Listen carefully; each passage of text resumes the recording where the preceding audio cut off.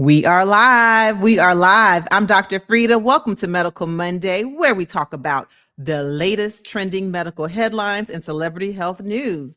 I'm Dr. Frita, and this is Dr. Frita Live, and we have quite the show to start this new year. We're going to start off talking about your president, Trump, because he came to the front of the class and gave an explanation to defend his health and to defend his aging. And he shared that he's taken over 3 times the amount of aspirin that his doctors recommend. And so we're going to talk about aspirin. Is Trump's aspirin habit safe? Do we need to mind our business? We'll find out. And then I'll talk to you about 2 major recalls. So I want you to check your freezers. I want you to check your medicine cabinets because there's been a recall on some ground beef, a recall on some NyQuil, some Dayquil. We'll talk about it.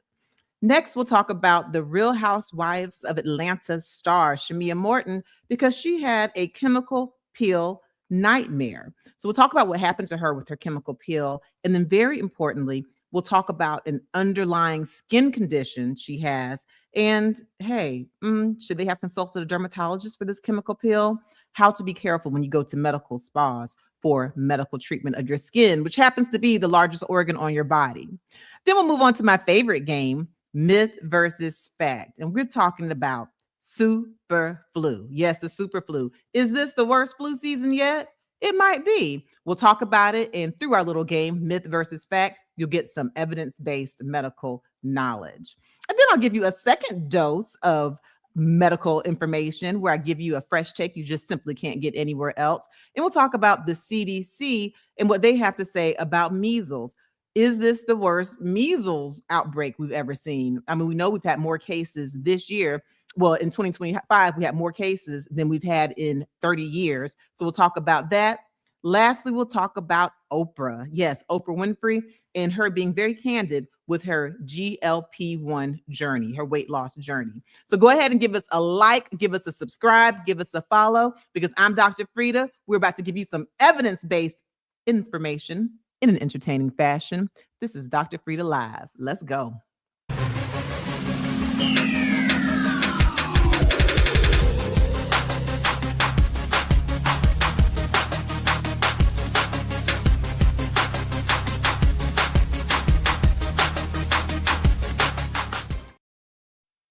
Hello, hello. I'm Dr. Frita. Welcome to Dr. Frita Live, where we talk about the latest medical headlines that are trending and celebrity health news. I'm not going to talk about these topics all by my lonesome. Will my practice manager and co-host, Miss Shador, please come to the front of the stage? Hey there, Shador. How are you doing? Hey, good, Dr. Frita. How are you? Good, good, good. Happy New Year. Are you feeling Happy new Year. and improved? It's a few days in. What, 5 days in? We shall see. Yeah, we're 5 days in. It's a new year, same me. But listen, I don't really believe in New Year's resolutions. I believe in new week's resolution, new month's resolution, new minutes resolution. If something comes up and I feel like it's something I need to go for to improve life, improve quality of life, improve happiness, I don't wait till January to make the change. That's too much pressure anyway, I think. At any rate, one thing that has brought in the new year, I will tell you, Shador, is your president, Donald Trump. Because, you know, we've been on here on Dr. Frita Live, and I've gone to different shows talking about Trump's health because it's been quite apparent with his, hand bruising and swollen ankles and seeming forgetfulness. Well, now Trump came to the front of the class and he decided to defend his own health with an impromptu interview with the Wall Street Journal. And one of the things he shared, one, he never had an MRI at all. He had that wrong. It was actually a CT scan. We'll talk about that. But he says that he takes 325 milligrams of aspirin a day, and that's against medical advice. He takes over 3 times the amount that doctors recommend if they recommend it in someone his age. And so we'll play the clip. We'll talk about the actual recommendation for aspirin, what's considered to be safe in high risk versus low risk. But I want all of my med heads here to answer a few questions. But first, who was the first person in the chat today, Shador? Absolutely. First in the chat today was no surprise, Miss Aileen. Hey, Miss Aileen, Happy New Year. He says happy blessed New Year. And then shout out to our member, Miss Andrea. She's in with us today. Thank you for being a member and for always supporting Miss Andrea. Happy New Year to everybody. All right, I'm pretty excited. But yeah, so I want to ask you this question, Miss Aileen, Miss Andrea, and to everyone who's in the chat on all social media platforms, and to my replay crew, I'm talking to you too. I want to know. So Trump said that he takes this aspirin even though his doctors have recommended against it. I want to know, what is it that makes people feel tempted to change their medication doses or to take medications against their doctor's advice? What makes patients feel tempted to change medication doses or to take medications against their doctor's advice? Okay. And you can even say, or not to take medicine against your doctor's advice. What is it that makes people do that? So please put a little pill in the chat. If you type PILL, that nice little red and yellow pill will pop up. Put a pill in the chat and then answer that question. And now let's go ahead and play this clip and let's talk about Trump specifically. President Donald Trump told the Wall Street Journal in an interview that published Thursday that he takes a higher dose of aspirin than his doctors have recommended, blaming that for the visible hand bruises that have generated new questions about his health. They say aspirin is good for thinning out the blood, and I don't want thick blood pouring through my heart, the president, who is 79, said in an interview with the Wall Street Journal. I want nice, thin blood pouring through my heart. Does that make sense? I'm a little superstitious, the president added, noting that he has been taking aspirin for 25 years. Trump's physician, Dr. Sean Barbabella, told the Journal that the president takes 325 milligrams of aspirin daily. And the interview appears to be one of the most extensive conversations that Trump has had with journalists about his health, as scrutiny has intensified in recent years over his age, fitness for office, and whether or not he's being sufficiently transparent about his medical information. Now, Trump has long had bruising on his right hand, which CNN has reported has predated his return to the White House. But it drew more attention after he showed trying to cover up the bruising with heavy makeup, bandages, and trying to shield his hand from the cameras. People have also raised concerns about swelling in his legs and him appearing to doze off during public events. Yep. So he went online, President Trump did, to try to make things clearer. And he actually opened up more questions. And once you finish this live, I want y'all to check out the various social media platforms, including this one here. I had a couple of appearances. So this story came out, and then right away on Friday, I was on the national news show, News Nation. I was on there Friday. For those of y'all who follow me on all social media platforms, you would have seen where I made that announcement. I was on bright and early, 6:35 a.m. on Friday, January 2nd, talking about Trump defending his health and his aging. And so I've put a clip of that up on some of my platforms here. And once you finish this live and you go to television playlist, you'll be able to see my television appearances, and I will be putting this one up on News Nation. And then I also was on the Don Lemon show on Friday talking about Trump's health and talking about the subsidies, because the subsidies for the Affordable Care Act for Obamacare ran out. Boop. Out with the old year, in with the new lack of subsidies. And so I talked about that as well and how that's affecting 20 million Americans. So make sure you make a note, you check in there.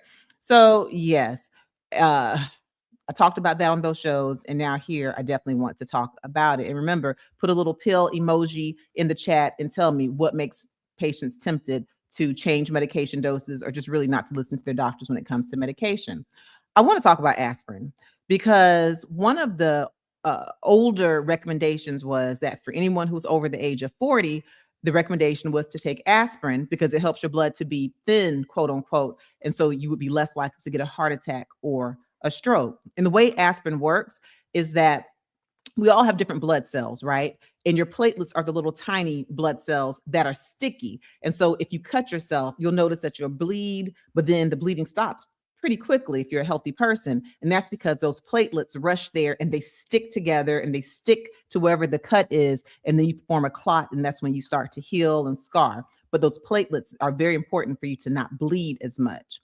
Well, if you have certain conditions where you have low platelets or thrombocytopenia, then you're someone who will bleed easily. So you might bruise easily, you might brush your teeth and your gums will bleed, you'll cut yourself and you'll bleed for a long time. That happens when you have low amounts of platelets. But also with aspirin, what aspirin does is it causes your platelets not to be sticky, okay? They don't stick together as much. And so instead of them forming a clot if you cut yourself, your platelets, maybe they'll rush to the spot of the clot, but because they don't stick together, they don't stick, you don't clot. and that will make you have easy bruising, such as the bruising on the hand that Trump shares. He says it's, it's attributed to him taking such a high amount of aspirin. But the benefit of having platelets that don't stick together much is that they won't stick as easily to a clot in the heart, for example. Like if you have a plaque, an atherosclerotic plaque, then the theory is that if you have platelets that aren't very sticky, they won't stick to that plaque, making a blockage, and that could help to decrease your having a heart attack. Well, here's the issue. We used to recommend aspirin to everyone, like a low dose aspirin, 81 milligrams a day to everyone over the age of 40, pretty much to prevent heart attacks. But then through time and through research, we learned that aspirin is not completely benign. Okay. It can have some negative side effects, namely bleeding. And so we found that, especially once you're over the age of 60, then the risk of bleeding from taking daily aspirin tends to outweigh the risk of having a heart attack. Of course, we know that heart disease is the number one cause of death. Okay. But even that being said, taking aspirin over the age of 60, we found that through different issues like stomach bleeding, bleeding through diverticuli, hitting your head and having a brain bleed, having a bleeding stroke, we found that there was a greater risk of bleeding when you take aspirin every day over the age of 60. And that risk was even higher than the risk of having a heart attack. So the recommendations now, according to the USPS, the U.S. Preventive Services Task Force, the recommendations are that there's no standing recommendation for people to take daily aspirin, certainly not over the age of 60. They recommend against people taking daily aspirin over the age of 60. We know that Trump is 79, he'll be 80 this year. And then if you are between the ages of 40 and 59 and you have somewhat of a high risk of heart disease, like a 10%, 10-year risk of heart disease, then it's recommended that you have that individual conversation with your doctor on if a low dose 81 milligram daily aspirin will benefit you. But there's no overriding daily recommendation for aspirin. And there's actually a recommendation not to take it when you're over the age of 60 daily for if you've never had a heart attack or a stroke before. And to our knowledge, President Trump has never had a heart attack or a stroke. Yet here he is taking aspirin, 325 milligrams a day. We see the bruising that he covers up with his makeup, his maybe it's me, maybe it's Maybelline, Fenty, MAC, whatever kind of makeup, Fashion Fair. He uses bandages sometimes. He's been in photos covering it with his hands, all of those things. And you might recall that Pam Bondi once accidentally nicked Trump's hand with her ring and he bled. Okay. A simple nick of a ring made him bleed. And we attribute that to his platelets not sticking together due to that high dose of aspirin. And so for anyone who's listening and they're thinking, oh, I better follow and do what the president's doing because he said he wants thin blood pumping through his veins, please consult with your doctor and understand that the recommendation is that if you've never had a heart attack and you don't have a high risk, we don't recommend taking daily aspirin for heart attack, stroke prevention. If you're between ages 40 and 59 and you have a risk, a 10% risk of cardiovascular disease in the next 10 years, you can consult your doctor. There's also calculators you can Google online as far as heart disease risk calculators. You can Google that, but also still have a conversation with your doctor. Then between ages 40 and 59, it might be recommended that you take an aspirin, 81 milligrams a day, but over 60 is actually not recommended. Now, if you've already had a heart attack or stroke and you were already on an aspirin or a blood thinner, that's a different story. Again, consult with your doctor, consult with your cardiologist. But I want to know, Shador, anyone in the chat, can y'all help me as a physician understand what tempts patients not to listen to their doctors? And for those of you who are new to us, I am Dr. Frita. I am an MD. I'm a medical doctor. I have been quadruple board certified. So I'm a board certified nephrologist, meaning I'm a kidney doctor and a high blood pressure doctor. I have also been board certified in internal medicine, pediatrics, and obesity medicine. And so I love to talk a lot about a lot. And more importantly, I love to share it. So welcome. If you're new, please make sure you go ahead and subscribe, give us a follow, because I guarantee I give you evidence-based information. I have hundreds and hundreds of videos. And I'm very proud and thankful to say that here on YouTube, we have over 940,000 subscribers. We might have over 945,000. Hey, somebody in the chat, tell me how many subscribers we have, please, if you don't mind. But we definitely are marching towards 1 million. Appreciate you, and I appreciate you on all social media platforms. So yeah, any of our med heads join in the conversation as to why won't patients listen? What's going on? Absolutely. So Angela has an idea. Hi, Angela. Hi, Angela. If one is good, then two are better. Okay, so the more is more theory. So my doctor gave me this. Let me go ahead and double it up. That'll make it better. Now we understand that that's not always the case, because just like in the case of aspirin, less is more, because you can get all kinds of side effects. Same thing with blood pressure medicine. If your doctor gives you a blood pressure medicine that's working, too much will drop your blood pressure too much. If your doctor gives you a diabetes medicine that's working, too much will cause hypoglycemia. And you can pass away from hypoglycemia or low blood sugar, just like you can pass away from hyperglycemia or high blood sugar. Okay, so they think, hey, if this is good, a couple might be a little better. I like that explanation. Yeah. Mhm. Marina, hey. Hey, Marina, you. welcome back. People are worried about their health or illness and try to cure the problem with what they are using already. Okay, that's true. That's true. And I think a lot of times people won't share with doctors because you don't want to be judged, you don't want to be ridiculed. But I'm telling you, please talk to your doctors about what you're doing. Even if you're doing something that's, off the beaten path, something that's herbal they didn't recommend, talk to them, get their expert medical advice, which I recommend that you take it. But even if you don't, let your doctor know what you're doing so that if something does go awry, or if there's some interaction, your doctor has it in their mind, they've taken notes. Okay, well, I know she's over there taking that Chinese herb, and that's probably why this happened. Even though I told her not to, I know she's taking it because she was honest with me, and we keep that in our minds, and that will help us going forward to help you. Okay, good. All right. Sienna. Hey, Hi. Sienna. Fear of organ damage or advice from a nurse. A nurse advised me not to take Lasix. Ooh. Now that is interesting. That is interesting because I do know that to be true. A lot of times, nurses or people who are not the actual physician will go behind the doctor. I've heard stories like this and say, I know the doctor told you this, but listen, let me tell you. So here's what I suggest in that case, because we know that nurses are very knowledgeable, but they don't always know why a doctor is telling you to do something. So let's just take Lasix, for example. Lasix, also called furosemide, is a water pill. Okay. It's something that if you have swelling, swollen ankles, if you have congestive heart failure and you're holding on to a lot of water, if you have high blood pressure and it's because you're holding on to a lot of salt and water, the Lasix will help you to get rid of that water in your urine, and it can help your blood pressure go down, help the swelling go down. Okay. It's medicine that I prescribe. It's been around since the beginning of time. Not really, but it's really, been around for a long time. Pretty good safety profile. Now, if you're someone who has kidney disease, especially if you have advanced kidney disease, CKD, then if you take too much Lasix, then it can actually worsen your kidney disease. Okay. And so it's a case by case basis.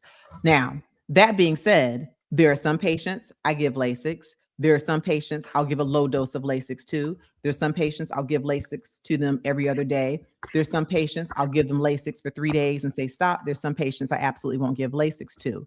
But I, as a physician, I, as a kidney doctor, know exactly what I'm doing. And so if I were to prescribe Lasix to a patient, I would have a full understanding of what's going on with their organs. And I, as a physician, would know what's going to be safe for the patient. So if a nurse went behind me and said, don't take Lasix because it can hurt your organs, and now my patient is sitting up here with congestive heart failure or with fluid in their lungs, that would tick me off. That would very much upset me. So I say that to say, sometimes when nurses are trying to help or anyone's trying to help and they go behind your doctor, they might have a certain amount of knowledge, okay? Like they're not completely wrong. But what I would do in that case, I would go back to the doctor. I wouldn't put the nurse under the bus. I would say, I have some concerns. I've heard that Lasix can sometimes cause organ damage. Can you just explain to me for my own education, what dose you're prescribing and how, we can be sure that I'm not having organ damage? I just want to know for my own understanding. There's a way to ask that question, but I would go back to the person who actually has the MD before I just stop listening. Because if you're in a position where you feel comfortable to absolutely not listen to your doctor, that's not the doctor for you. Okay. If any of my patients listening, if y'all have questions about my prescriptions, y'all better come ask me. I'm telling you, it's well thought out by the time I tell you something. Shoot. Who else? Gospel fan. Who? Gospel fan. Hi, gospel fan. Ooh, I know that's right. We fall down. Okay, what you got? Gospel fan says because they want a quick fix instantly. Because they want a quick fix. And I know for a lot of patients, I mentioned that I'm board certified in obesity medicine. A lot of patients, when I prescribe them the starting doses of some of these GLP-1s, they're like, you got me taking this shot once a week. I hadn't lost that much weight, and they just want to kind of double up. And I guess that's like what you're saying. They want the quick fix, not understanding that we titrate medications for a reason so that you can build up to them and you don't have huge amounts of side effects as your body adjusts. But yeah, kind of the quick fix, microwave society, give it to me, give it to me. That makes sense. Yeah, these reasons make sense.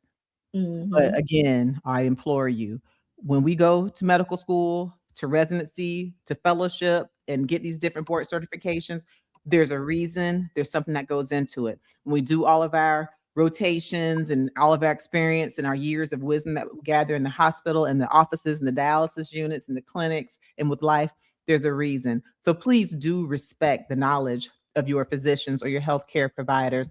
And if it's a good one, they should respect you when you come to them with questions or even doubt. It's okay to question your doctor, because if it's a doctor who is confident, okay, if she knows what she's talking about, then she won't be offended. She'll answer the question and explain things in a way that's clear to you. But it's to your detriment if you feel like you have to go behind your doctor's back and do something different.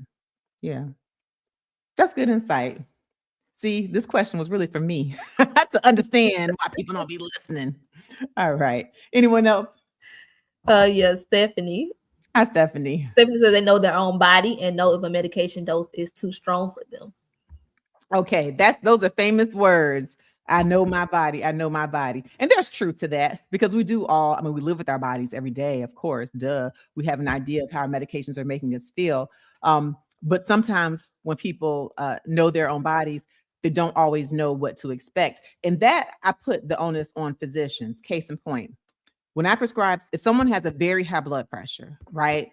And sadly, I just saw this right before Christmas, 200 over 119. That was one of my patient's blood pressure. She had 0 symptoms, no chest pain, no headache, no shortness of breath. She felt fine.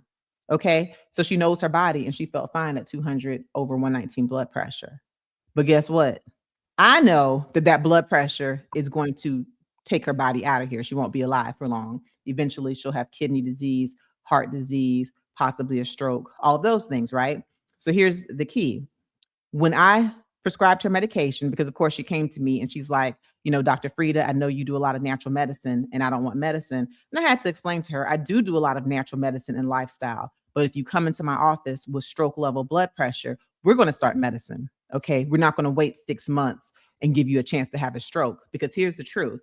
When lifestyle modifications, natural remedies, when those work, nothing can stop them from working. And so as you're exercising, doing slow, deep breathing, having low salt, losing weight, your blood pressure will go down. And so what I do is I pull you off of medications as needed, right?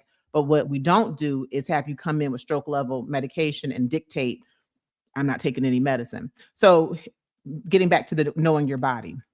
She had no symptoms at 200 over 119 blood pressure. And I told her, even though I started her pretty slowly on somewhat low doses of medication, I explained to her, because your body has gotten used to this very high blood pressure and you're sitting here with no symptoms with a stroke level blood pressure, when your pressure starts to come down, even when it's still high, even when your blood pressure is at 160 over 90, your body is going to tell you, ooh, I feel dizzy. I feel nauseated. I feel lightheaded. I feel sick. Your body is going to tell you that medication dose is too strong for you. But that's not what's actually happening. What's happening is, just like your body and your organs had to adjust to a very high blood pressure, they're going to have to adjust to a normal blood pressure. And so for people who are new to taking blood pressure medicines, before you just stop them, make sure you understand that there's an adjustment period. It might be 3 weeks. If you're feeling a little lightheaded, a little nauseated, you might honestly be a little bit miserable for a few weeks as your body adjusts to a normal blood pressure. But I guarantee that whatever side effects you're feeling from the medicine as your blood pressure goes down, they are very minuscule in compared to the side effects of having high blood pressure, which are heart attack, stroke, kidney failure. Those are the side effects of high blood pressure. So you might know your body, but make sure you talk to your doctor. And so tell your doctor, hey, I know my body, this medicine is too strong, and allow your doctor to explain just the way I did. And if that seems to make sense, then hey, go with it. But the point is, if your doctor is someone you feel like you can't go to them when you're not comfortable with the medicine, then it might not be the doctor for you. Okay. It's January. It's a new year. We don't have subsidies, but it's still insurance time. So shop around if you need to. Well said, Dr. Frita. Well said. And speaking of insurance, Cynthia, Hi, Cynthia. so she says, well, if you can't afford your prescriptions and you're doing home remedies because of these insurances, you're just doing the best you can for your health care. Now, Cynthia, now you got me on that one. So Cynthia. some people actually stretch their medications. We have patients stretch medications when they're not supposed to be stretched. Yeah. Now, Cynthia, you got me on that. You know, I like to come on here and be a know-it-all, but I don't know the answer to that. If you cannot afford your medicine, because we are in the richest high-income country, we're the leaders of the free world here in the United States. We're the leaders. We're rich. Yet we have so many people who can't afford health care, or for the health care that they have, the copays are ridiculous. The price of medications aren't covered. When you don't have enough medications, that can be a problem. I will say, still consult with your doctor, because there are certain programs available depending on the medications, depending on what the company is. There's certain programs where they will provide you with free medication, or they will give you a discount. We have pharmaceutical representatives who will give us cards with discount codes. Call your pharmacy. And there's also something called Good RX that can sometimes give you the best cost. But what I wouldn't do is just kind of sit back and say, hey, I can't afford this. I would at least ask your doctor, ask the pharmacy, Google it. Are there any ways, any programs where I can get some medicine? And that makes me very sad, because I honestly feel that healthcare should be a right and not a privilege. But sadly, everyone doesn't have the privilege of healthcare here in the United States. And again, once you finish this live, do check out, I'll be posting something also, but in the next couple of days, if not today, I will be putting on my playlist here in the Dr. Frita YouTube television appearances. You'll be able to see my Friday's appearance on the Don Lemon Show, where I talked about the subsidies and how some premiums, according to the Kaiser Family Foundation, premiums are going up by an average of 114% for 20 million Americans. All right. If there are no more information on that, let's keep it going. Make sure you give us a like. We're giving you evidence-based medicine, and give us a share, please. Let people know we're here. We're here. Get used to it. Okay. Share us in the group chat, share us on WhatsApp, share us on the email, so that even folks who have already had to go back to work, let them know so they can watch this with the replay crew. All right. And make sure you follow us on all social media platforms at Dr.Frita. I give different content on different platforms. And a lot of times my very timely, up-to-date information is on some of the different platforms. Make sure you follow, just like I let everyone know when I was going to be on the national news show, News Nation, last week. All right. Well, now let me just give you a couple of things that you need to know.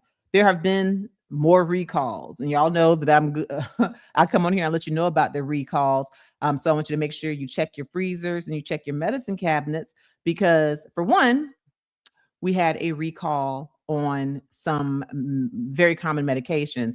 And when I mention these, I want you to write the name of the medication in the chat if it's one that you take. We had a recall on some NyQuil, Dayquil, Tylenol, Advil, Benadryl.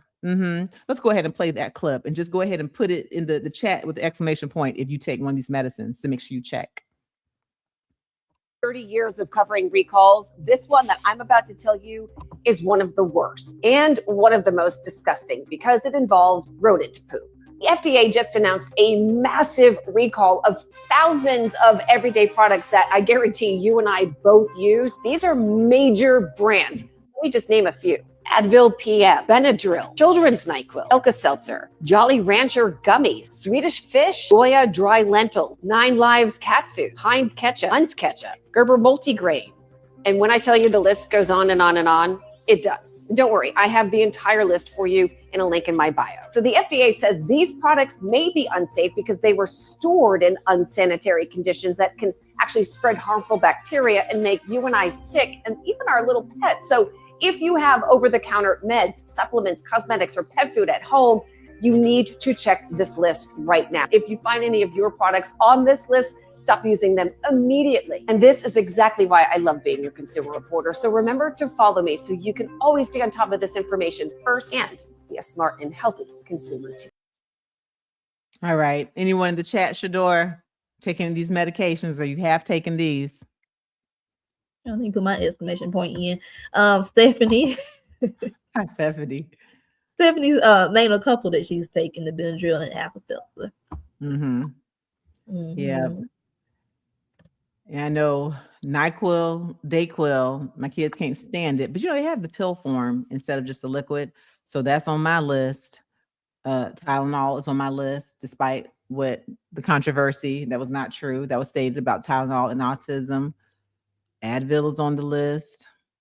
Benadryl is on the list. And if you who are in homes or people have allergies, you probably have Benadryl on the list. So make sure that you stay abreast, that you go to the FDA website or you Google FDA recall, have your product in front of you to look at the lot number to see if you're affected by this recall. And yeah, that is pretty gross. They found the rodent feces and also some bird waste in these warehouses.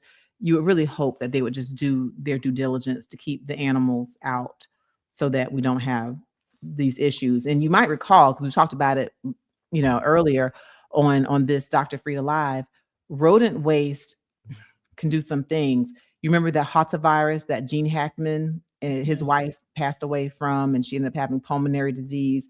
There are some real serious diseases that can come from rodents. And so this is huge. Yes, make sure you stay up on USDA and on FDA recall websites and just pay attention and follow us, because we let you know when some of the major recalls occur.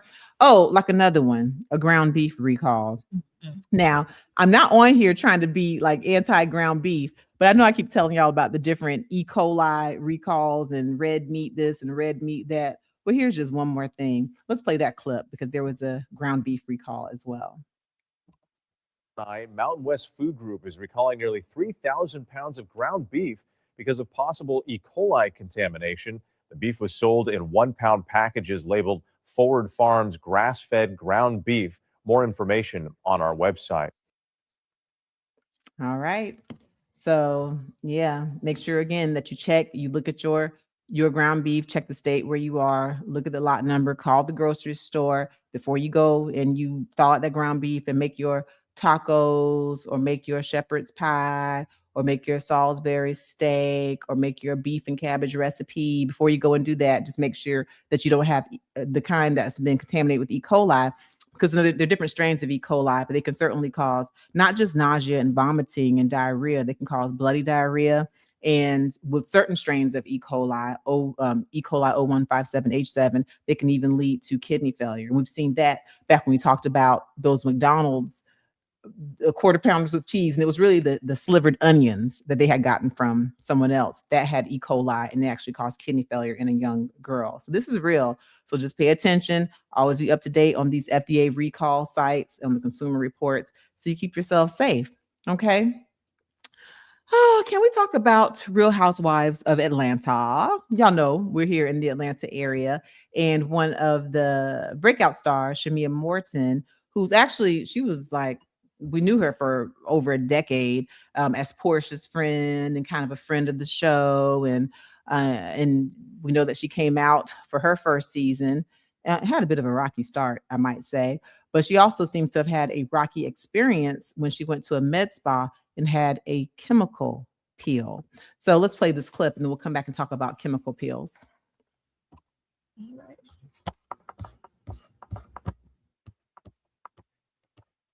Okay, it's actually a clip of this article. Just a photo. Okay. So here's Shamea. And so she was having herself a nice little chemical peel, which is something that dermatologists do for sure, but a lot of med spas without actual physicians will do them as well. And with chemical peels, there's different levels. There can be light ones, medium lunchtime ones, and then deep chemical peels that even require some form of anesthesia. With the chemical peels, they take off like the top layers of your skin. And the idea is that in getting rid of those layers of skin, then that'll get rid of some fine wrinkles, give you a nice new freshened appearance. But apparently with Shamea, with her chemical peel, it looks like she had an issue. And she actually had what we hope not to be, but what could be some permanent scarring. And so reportedly, she is actually going to have some litigation or get into some legal battle with the med spa. Here's the other part of her story. She apparently, reportedly, has a skin condition called tinea versicolor. And I'll tell you about that. But first, I want you to put in the chat, and I want you to just give me a blue heart, if you will. Put a blue heart in there and tell me if you think that there should be a heavy regulation on who's allowed to do chemical peels, because you don't have to be a dermatologist, you don't have to be an MD to do one. Do you think do we need to have heavier regulation, or what needs to happen to make sure that folks aren't in over their heads? Because what happened with her, she has this condition, tinea versicolor.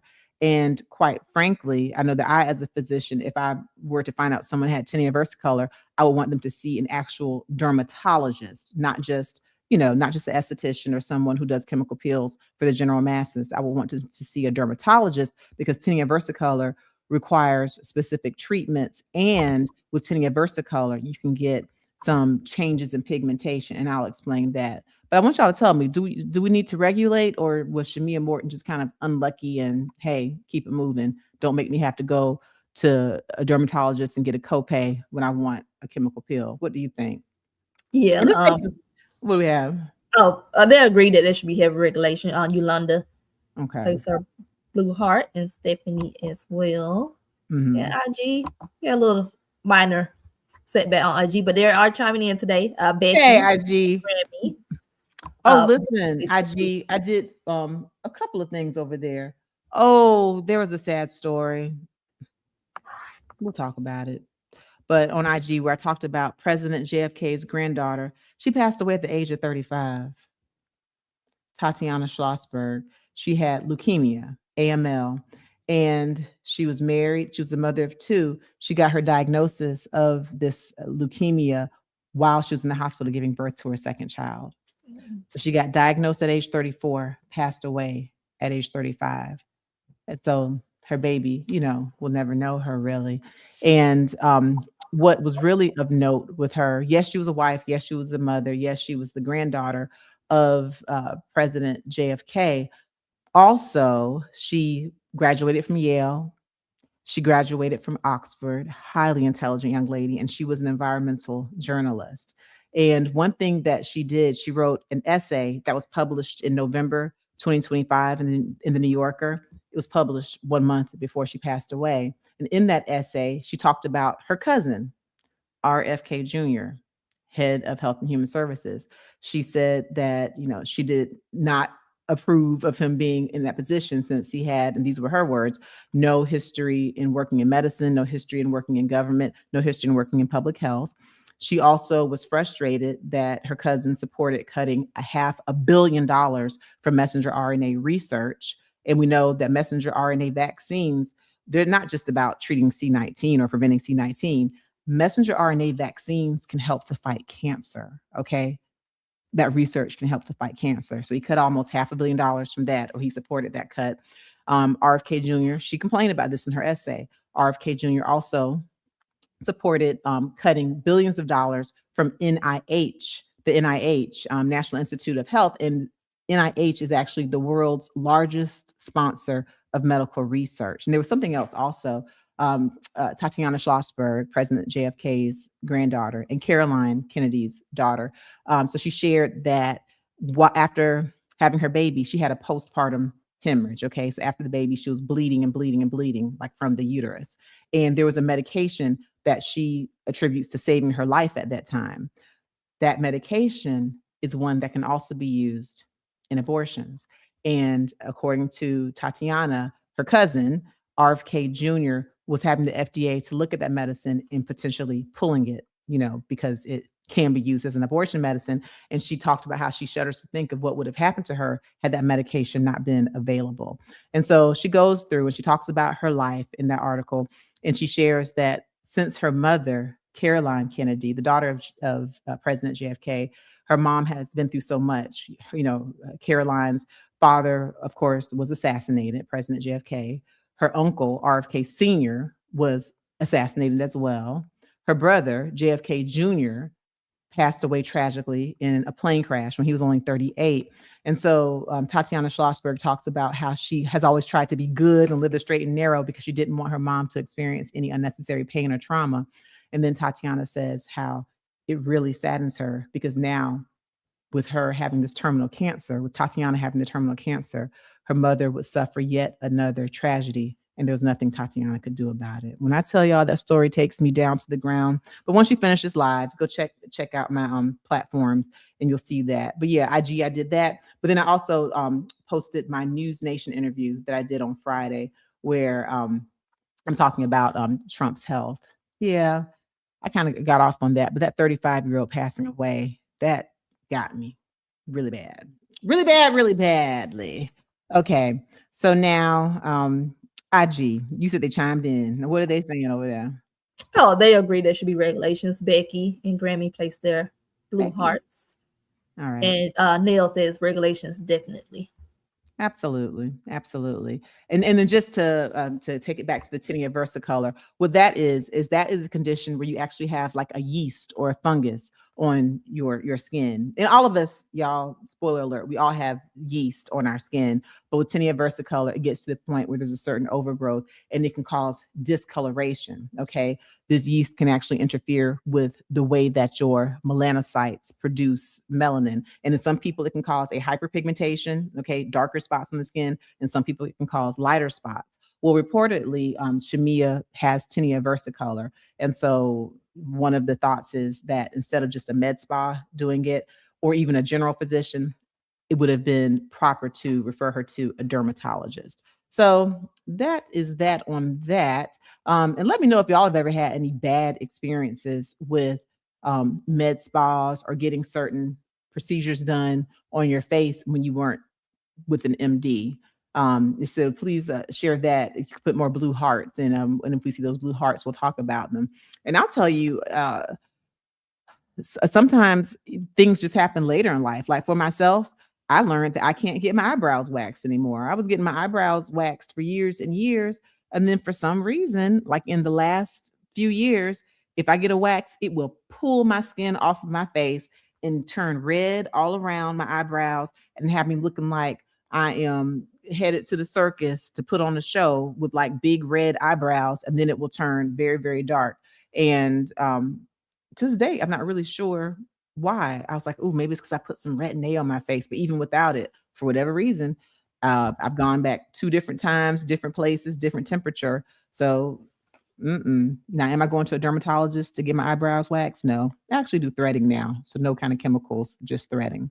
Thought I'd let y'all know that. Wink, wink, eyebrows up. All right. Anyone else as we get ready to keep it moving and grooving? Yeah, gospel fan says that yes, that person should be properly trained and licensed. And you, welcome back. Hey. You says regulations and controls, standards of work. Absolutely. If it's the same way across the book. Now, sometimes, the price of the dermatologist is definitely going to be different than the price at a med spa. But what you don't want is to mess around with your skin, end up with permanent scarring, which I really hope Shamea does not have permanent scarring.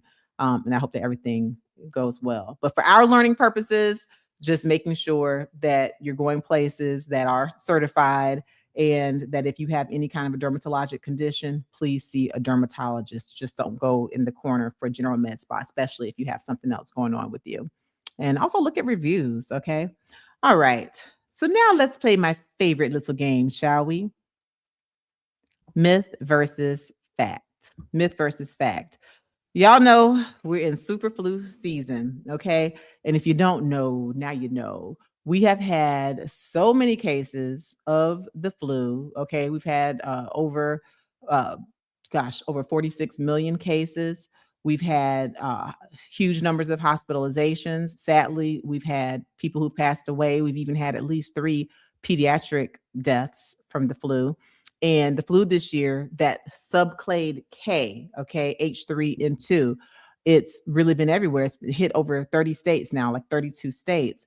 And again, people have passed away, and even children have passed away from the flu. And so a lot of people have different questions, different theories. So let's go ahead and let's see. Do we have a clip, or we're going to jump right on into myth versus fact? Let's play this clip. So talk about the super flu. I guess it's going around here. It can be deadly. We know that. So what's going on here? Well, flu is always a problem. Every year there's a flu vaccine. It doesn't always work very well. That's why it's been controversial of late.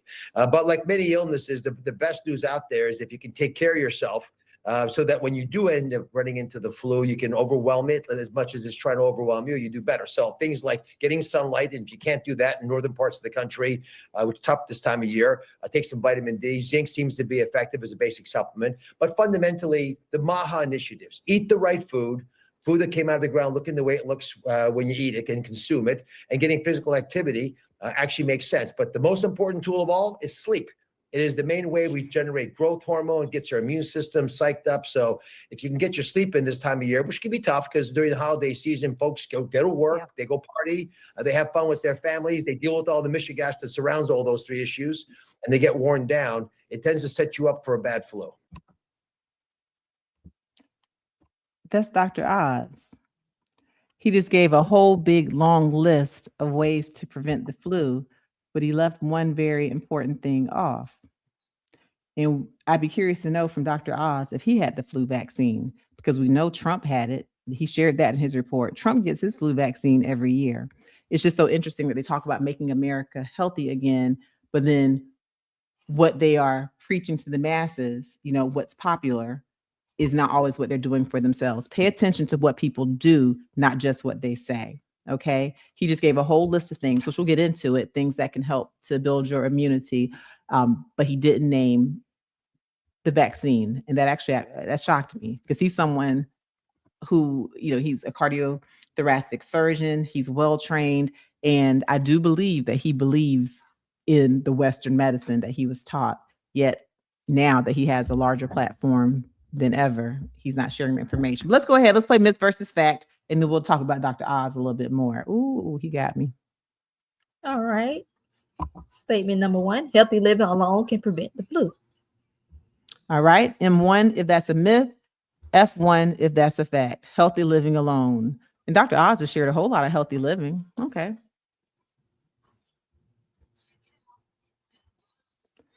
All right. Statement number 2. Y'all got to move fast today, med heads. And make sure you give us a like while you're moving. Give us a like, a follow, a subscribe, please. Statement 2. You don't need a flu shot if you take vitamin D, zinc, and eat well. You don't need a flu shot if you do those other nice little natural remedies. M2, if that's a myth. F2, if that's a fact.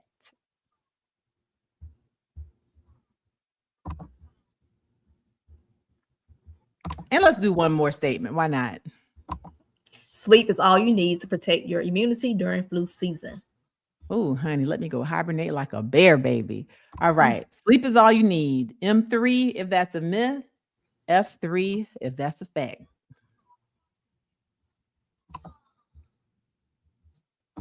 All right. What say you, med heads? What you got? All right. Statement 1, healthy living alone can prevent the flu. What do you say? We have Jasmine. Hi, Jasmine. Jasmine says myth. Okay.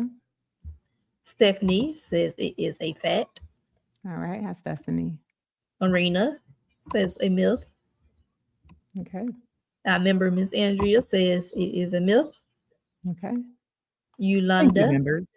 Hi, Yolanda. Yolanda says a fact. Okay. Angela says it is a myth. Okay. Nice little mixed bag. I love a mixed IG. bag. Hey, IG, what y'all say on IG? Jacqueline and Becky says a myth. No, Okay. Jacqueline changed hers to a fact. Jacqueline So changed Jackie it to says a a fact. Okay. and Becky and says then a myth.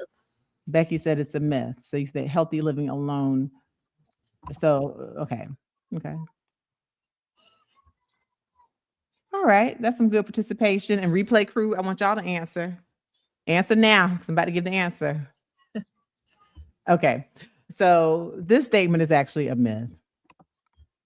Healthy living alone can prevent the flu. Now, that's not to say that having healthy living and improving your immunity won't give you a shorter course of the flu, but healthy living alone implies that just because you take your vitamins, you exercise, you drink your water, you stay at a healthy weight, you don't have diabetes, you manage your blood pressure. If you walk into an elevator and someone has the flu, all the healthy living in the world does not provide you with those antibodies against that flu virus. Okay. Now, healthy living might help you to have a shorter duration. Okay. Loading up with vitamin C might give you a shorter duration of the flu. You might not get as sick, but healthy living alone is not going to stop you from getting the flu if you come into contact with people with the flu.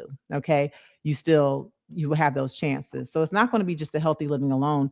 The best way that we have is going to be to get vaccinated. Now, to be true, this vaccine, especially this season, is not as good as other vaccines have been. And even our best vaccines have been somewhat like 60% effective. This year with this subclade K, we are stating that the vaccine's only about 30 to 40% effective. Okay. So some people think 30 to 40%, that's nothing. I'm not going to get the vaccine. But even still, just think about it, especially if you're someone who's elderly, who's sickly, or if you're someone who needs to be well to go to work, to make money for your family, to eat. I would rather have a 40% reduction in my chance of being hospitalized or very ill than to just go out there raw with nothing and having no antibodies. And what happened this year is that since our vaccine that came out for this season, this subclade K has mutated or changed in 7 places that we didn't predict. But I'll just give you an anecdotal story, okay, about me, myself, and my life and the flu. So yes, I did get the flu vaccine, like I get every year. And I did roll my eyes and suck my teeth and was mad when I found out that our flu vaccine was not as good as it has been in previous years. And, there's a lot of speculation as to why. Is it because a lot of people were fired and replaced in the CDC? Is it because we had the government shut down for 43 days and we weren't able to move efficiently? Is it because we don't have a great relationship like we used to with the World Health Organization so we can get information from other countries, from other continents? All these things could play a role. But the fact of the matter is, here we are. We have this flu vaccine that's only 30 to 40% effective. Okay, but I got my shot, still rolled my eyes, and I did the flu before boo. Make sure I had my vaccine before Halloween. Flu before boo. Well, I came in contact, unbeknownst to me, until after the fact, with a lot of flu this year. Okay. I came into contact directly, face to face, with a lot of flu. And at the time had on no mask and was kikiing. I've been around the flu. And guess what? I didn't get the flu. And now, if I may put my parents' business out there, hey, mama, hey, daddy, I know they're sick of me. My parents may or may not be elderly. They're good in their 70s, y'all. And they each got their flu vaccines and they came into contact with people with the flu, and of course, you do your best to separate folks out, but unbeknownst to them, I know that they came in contact with people with the flu. And guess what? Neither one of my parents got the flu and they got their flu vaccine. Are they just lucky ducks? Or did having that 30 to 40% protection, the antibodies that they did have, is that what protected them from the flu? I know for me, I'm not willing to take that gamble. And so, as of now, I will continue to get the flu vaccine every year. And I will continue to roll my eyes when it's not as effective as I want it to be. But I certainly was protected. When I tell you I was breathing in and out the air of people who had the flu before I knew they had the flu, breathing in and out, and came out just as healthy as I wanted to be. All right, look at God. All right, what's next? Statement 2. Excuse me. You don't need a flu shot if you take vitamin D, zinc, and eat well. Okay. What y'all say? I know I got a lot of naturalistas on here. So one time for the naturalistas, give us a like, give us a share, give us a subscribe, give us a follow. And again, here on the YouTube channel, on the Dr. Frita YouTube channel, we have over 940. How many do we have? We definitely have over 945,000. Yay, thank you. We have over 945,000 subscribers here on the Dr. Frita YouTube channel. And I thank you all. I appreciate you. And I will continue to put out evidence-based medical information. So yes, I have a lot of naturalista people. One time for y'all. But who said this is a myth and who said this is a fact, Shador? Valerie. Valerie says it is a fact. It's a fact that if you go ahead and take these supplements that you don't need the shot. Okay. TTB, hello. Hello. says a myth. All right. Sienna agrees that it's a myth. All right. Hi, Sienna. I like that And name. Sherry. Sienna. Sherry Hello. says a myth. A myth. Okay. Miss Aileen agrees. A myth. Okay. Angela says it is a fact. Hey, it's a fact, Jack. Okay. And IG, Jacqueline says it's a fact on this one. And Hey, Becky Jacqueline. says myth. It's a And myth. Neil. Hi, Neil. Hi, Neil. Neil says fact as well.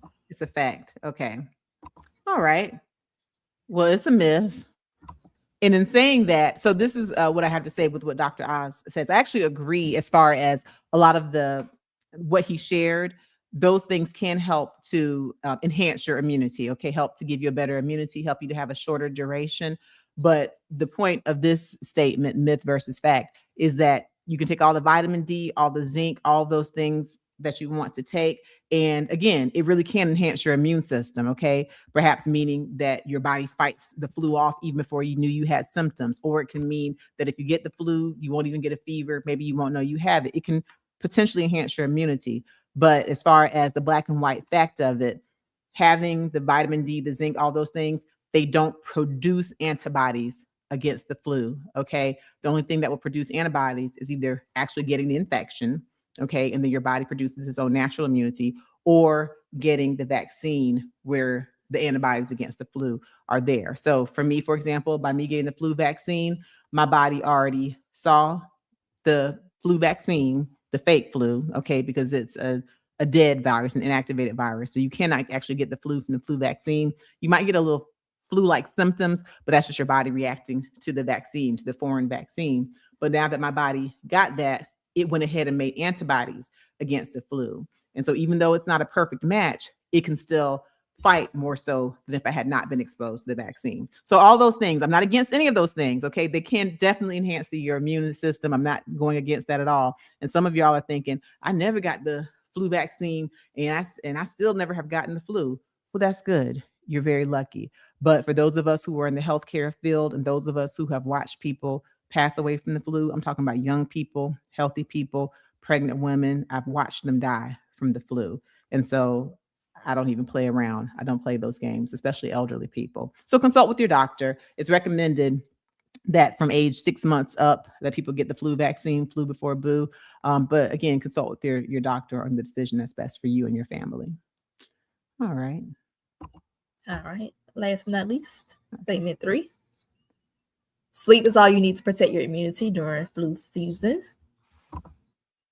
What we got? We have Sienna says a myth. Oh, Sienna. Hi. T says a myth. Okay. Our member, Miss Andrea, says it is a myth. Okay. IG, Mystic Vibes says it is a myth as well. Y'all so And boring. Everybody said myth. Mr. B, I saw Mr. B pop in. Mr. B says a myth. It's a myth. Y'all so boring. Y'all all said the same thing. Who else? Everybody's saying myth on this Okay. one. Angelique says a myth as well. Hi, Angelique. Okay. Fine. Thank y'all for participating. Yes, it's a myth. I did want to throw this one in there because, again, though sleep is not going to give you antibodies against the flu, do remember that having the proper amount of sleep is something that's important to maximize your immunity. For most adults, 7 to 9 hours of sleep, of restful, continuous sleep a night is what's recommended. And so, no, it's not the magic bullet, not the magic anti-flu, but if you don't get enough sleep, then that can cause you to have a weakened immunity. So just remember that sleep is important. Okay. All right. Well, very excellent. Now, let's just move on a touch. Let's move on a bit where I give you your second weekly dose of a fresh take on the headlines you can't get anywhere else. Let's talk about measles. Boo! Y'all, measles is driving me bananas. It's driving me absolutely bananas because we have had these measles outbreaks.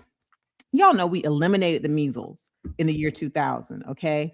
And now here we are. We have the highest cases of measles. We've had more than 2,000 cases, the highest amount of measles than we've had in 30 years, okay? We've had people to pass away from the measles. At least 2 children unvaccinated passed away. We've had more than one outbreak in South Carolina, where people have to then have a 21-day isolation or quarantine. And it's very frustrating because we know that measles is another one of those illnesses that's preventable. It's preventable with vaccines. If you get 2 measles vaccines, then you have a 97% protection of not getting the measles. And we know that measles not only causes a fever and a rash, but it can cause encephalopathy. It can cause encephalitis. It can cause swelling of the brain. It can cause you to have hearing issues, otitis media. It can cause you to actually go deaf. It can cause you to go blind. The measles is a real problem. And, the fact that we have the highest amount of cases, and of course we have deaths now, and we're sitting here in this high income country, leader of the free world. But even from the top, we have the vaccine skeptic, RFK Jr., putting out disinformation, quite honestly, about the measles vaccine. And so now it's looking like, things are getting pretty bad. I was looking at this one family who posted where the mother was vaccinated against the measles. Her husband was not vaccinated. They made the decision not to vaccinate their 2 sons. The husband got the measles. The 2 sons got the measles. And of course, the mom didn't. She had 97% protection. And that was a decision that she made for her family. But I will say there's also some sequela, some complications that can happen from people who've had the measles, some things that can actually have almost 100% mortality or death. And so the measles is a real deal. And I hope this is not a situation where people are going to mess around and find out. Consult with your doctor. The measles vaccine is safe. It does not cause autism. And 2 doses will protect you, 97% protection for life. Let's play this clip, please. All right.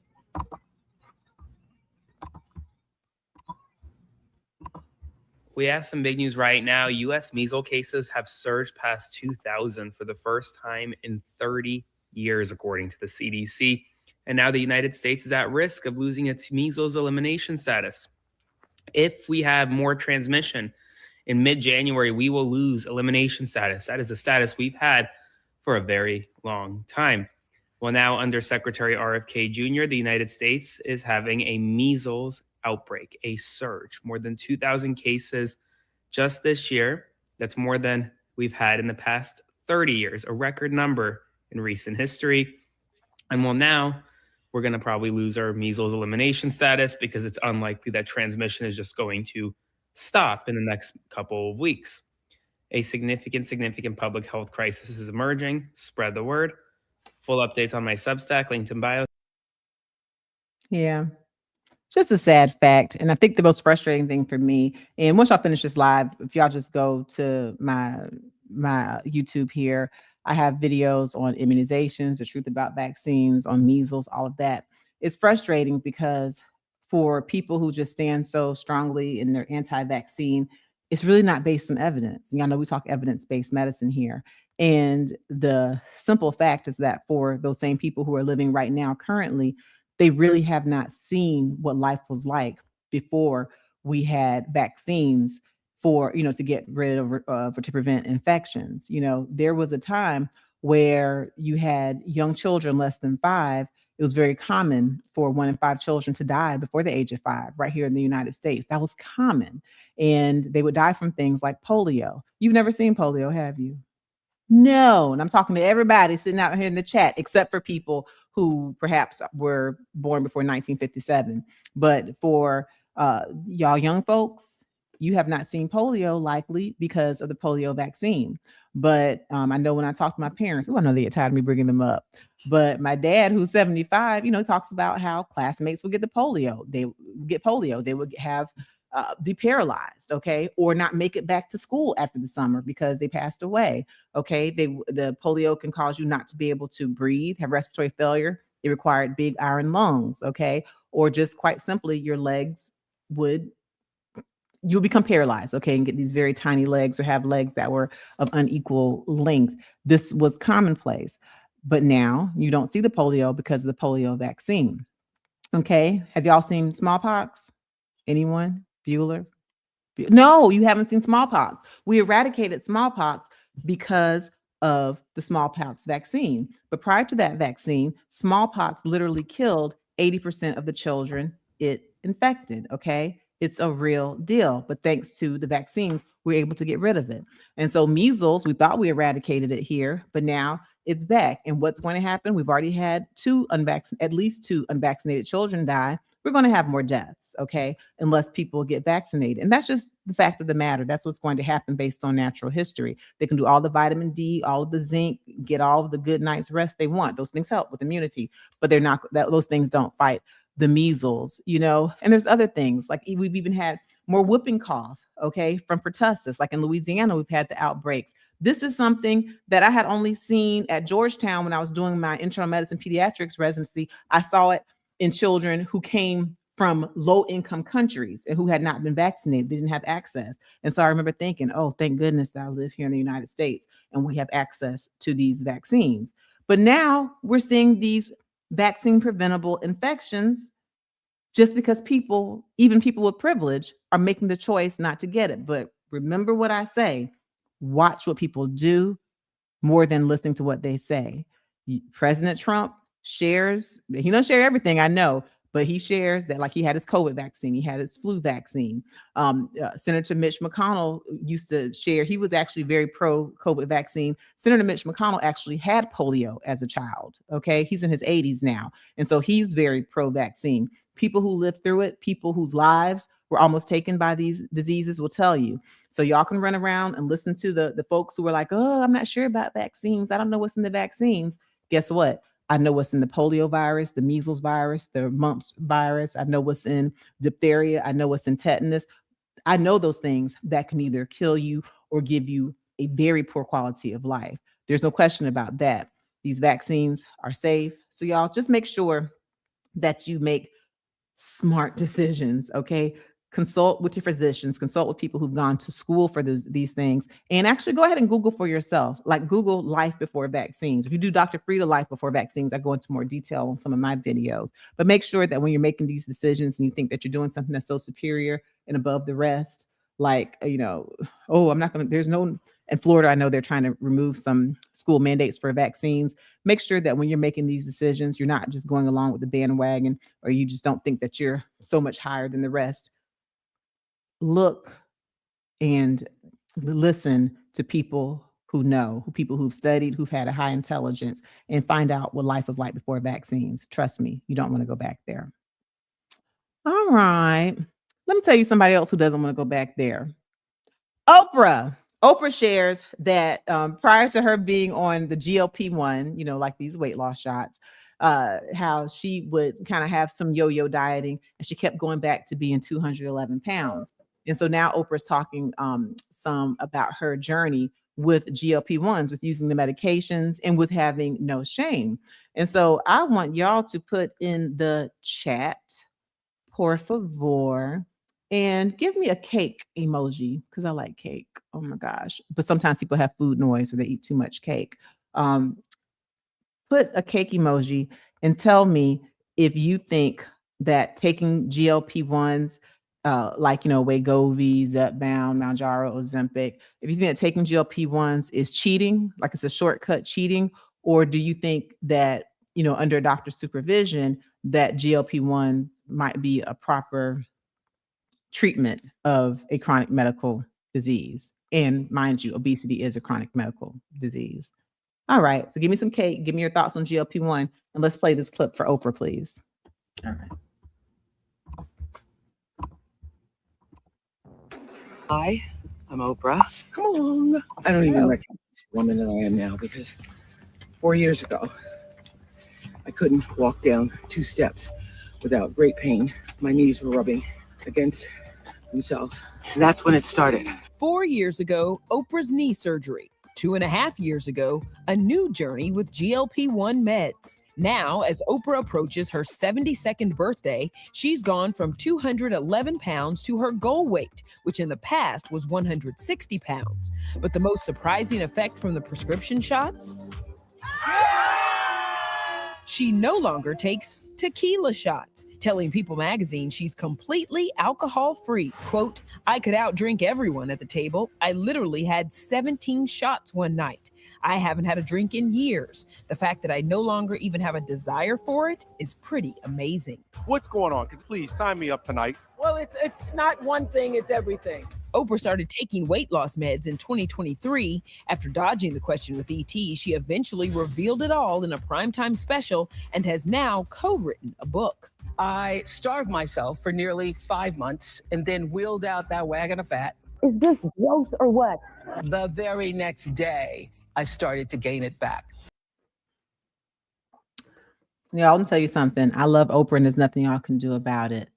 But I love that she has come out and shared and been open, because I know that she was, a big, advocate and spokesperson for Weight Watchers.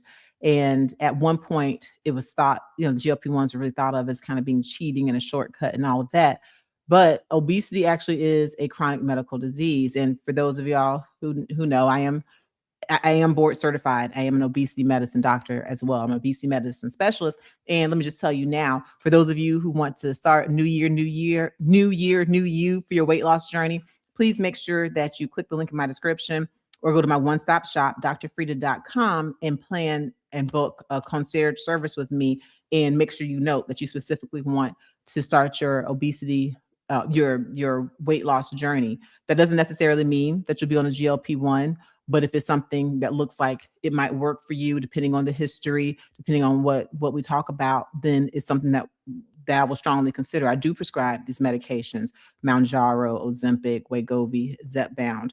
And it's not just the medication, it's a full 360 situation as far as being successful in your weight loss journey, because it's going to take eating the proper diet, eating enough, eating protein. You don't want to sit here and get what they call the Ozempic phase, where you all of a sudden look 15 years older than your age and you've lost all the protein, all the collagen, elastin from your face. You don't want to do that. You have to make sure that you drink enough water, because just like food noise can be eliminated, that cake noise, and I'll see who has cake emojis, water noise might be eliminated. In other words, some of these shots will make you not be thirsty and you can get dehydrated. And that could lead to kidney disease. But if you're under the supervision of a physician, then we work these things out. Also, exercise is important. You must keep up your muscle mass. Okay. You must exercise, do some form of strength training. And so, but I'll talk you through all of that, walk you through that. There's some new medications coming. Specifically, Wegovy has now been FDA approved in the pill form. So for those of you who don't like injections, there's now a pill that's going to be available very soon, probably in the next 5 days, where you can take a pill that Wegovy, so a GLP-1 or semaglutide pill.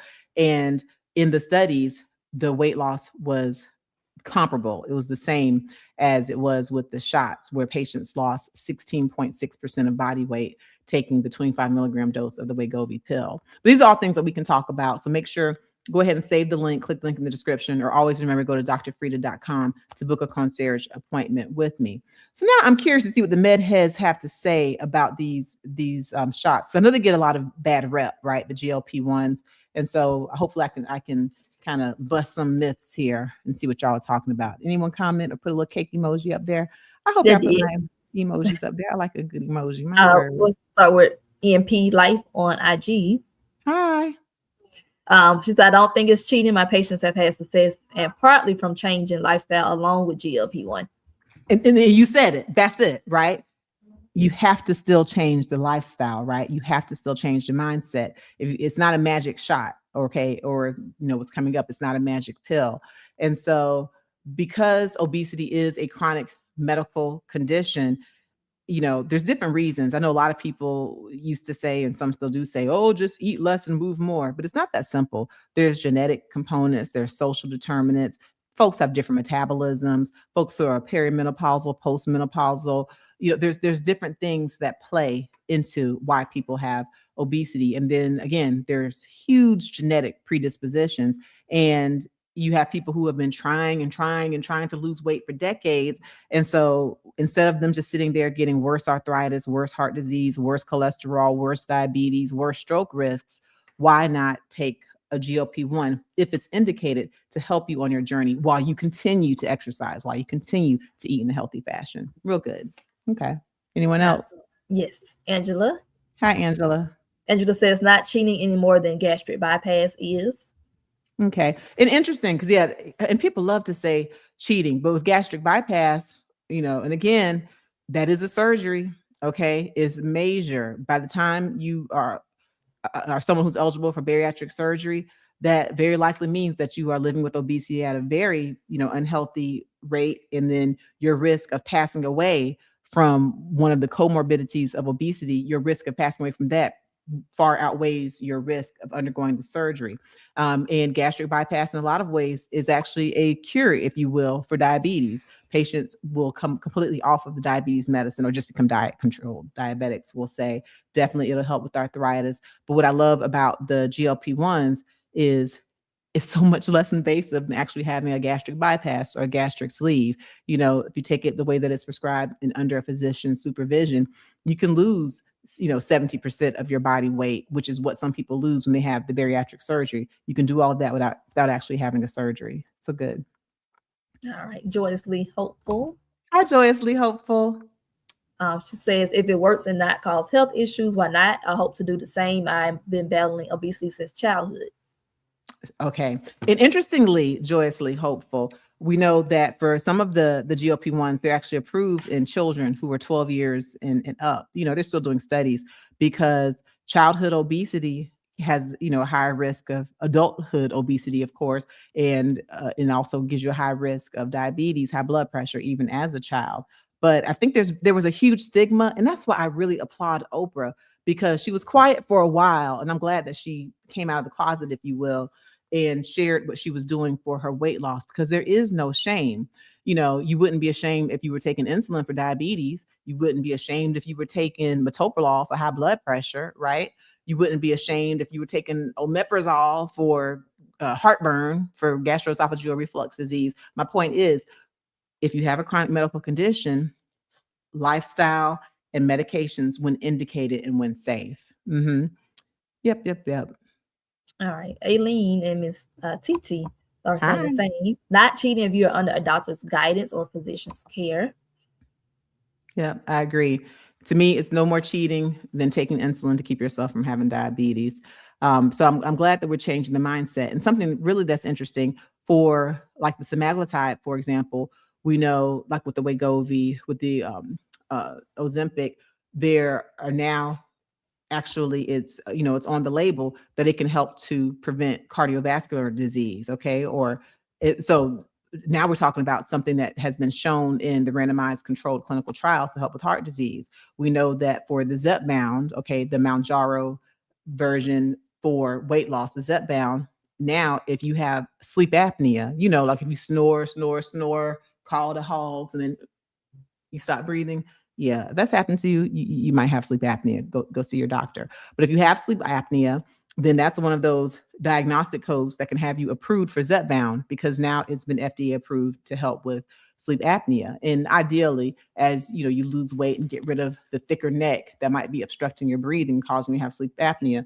Once you lose weight, then the theory is that can help to improve. So the Zepbound can help you to lose weight and help to improve the sleep apnea. And sleep apnea is more than just snoring and being loud and perhaps making it difficult for other people to sleep. Sleep apnea can increase your risk for premature death, for high blood pressure, for pulmonary hypertension.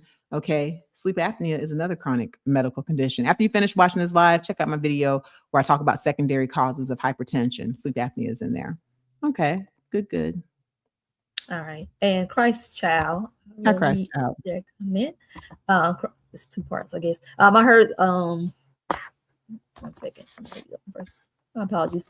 So Christ Child's thoughts are: do not take GLP-1 shots to lose weight naturally, is healthier.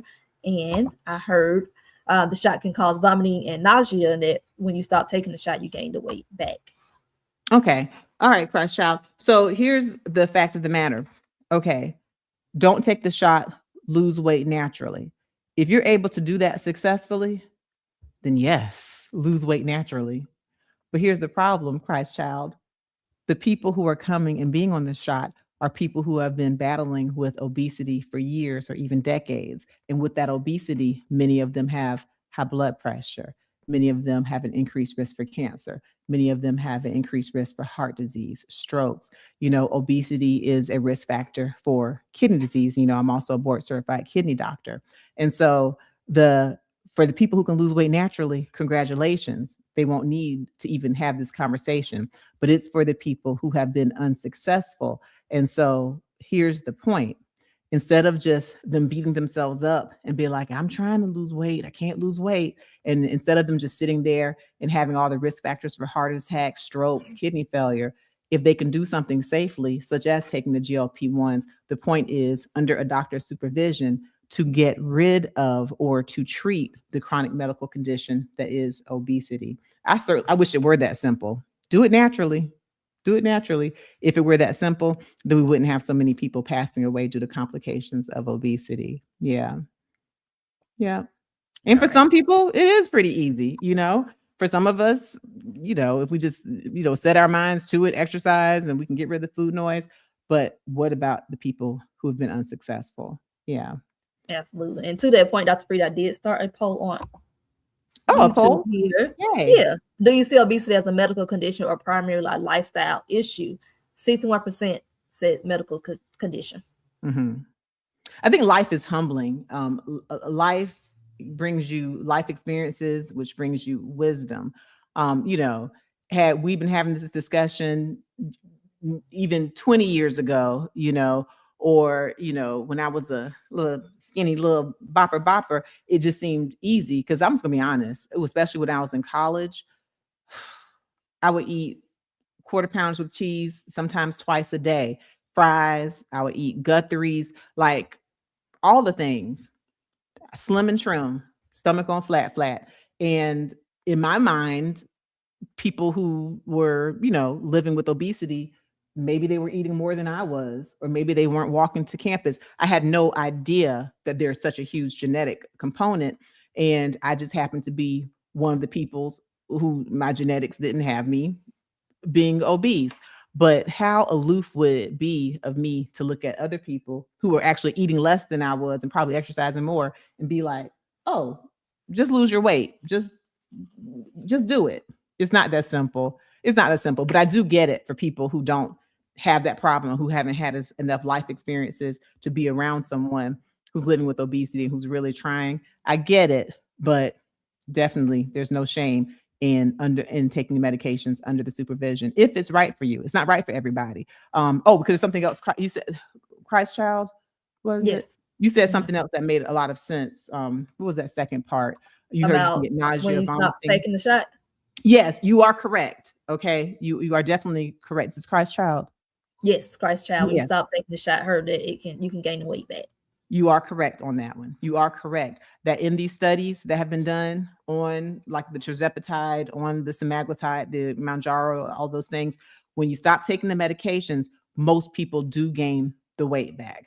That is correct. Now you do have some of the people who are able to figure things out where they don't gain the weight, but by far the majority of people gain the weight back. It's true. But here is the deal. With obesity being a chronic medical condition, some folks might have to take the medication chronically. When I give people blood pressure medications, when their blood pressure goes from 200 over 119 to eventually 125 over 70, once they get there, I don't say, okay, stop taking the blood pressure pill. Because guess what? Once they stop taking the blood pressure pill, they're going to get the high blood pressure again. Okay. For patients who have diabetes and they're already at a goal weight and doing kind of healthy eating, but they just have diabetes, once they get their blood sugars down from being 500 down to being, at 80 blood sugar in the morning, I don't say, okay, good, we made our blood sugar goal, stop the insulin. Because if they stop the insulin, they're going to get high blood sugar again. For people who actually have the chronic medical condition of obesity, once they get down to the goal weight, you don't necessarily say, okay, stop the semaglutide, stop the GLP-1, because guess what? Once you stop it, you might gain the weight. Now, you might be able to decrease the dose. You might be able to spread the dose out. Instead of once a week, it could be once every 2 weeks. You might be back to a starting dose, especially once you kind of train your brain, train your body, you're doing all those things for the lifestyle. But what you heard is correct. For most people, when you stop the medications, you gain the weight back.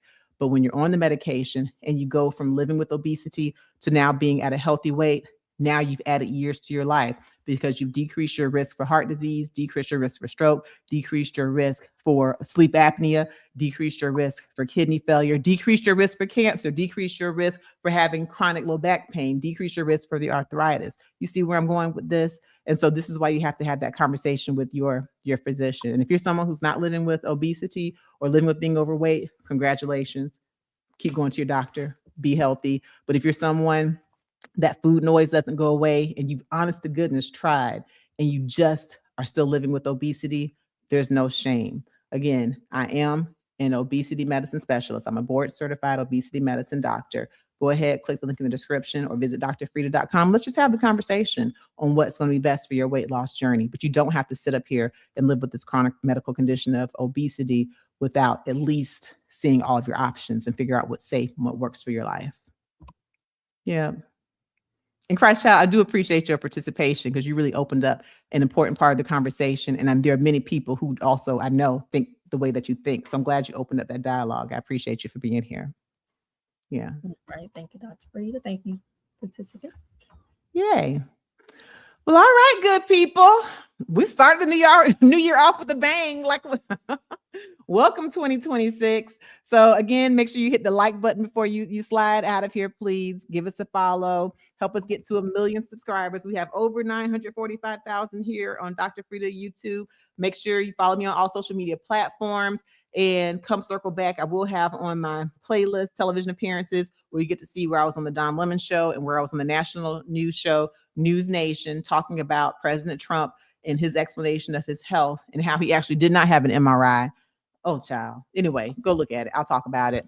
And also make sure you get my book, Under Pressure, A Guide to Controlling High Blood Pressure. I talk about natural remedies, okay, lifestyle changes for lowering blood pressure. I also talk about traditional medicine, okay? Why do you have to choose one or the other? You do what works. We do integrative medicine. And also, when you go to drfrita.com, you can check out my favorite things. I give you my favorite juicer, and I give you a discount code. I talk about my favorite weights that I use to try to help my body and help my muscles and help my bones. So I'll show you some of the different things that I have on my favorite things. But thank y'all for joining us here. Thank you, Shador, my co-host and my office manager. I appreciate y'all joining us here on Dr. Frita Live, where we talk about the latest trending medical headlines and celebrity health news. And I appreciate you for making Monday your healthiest day of the week.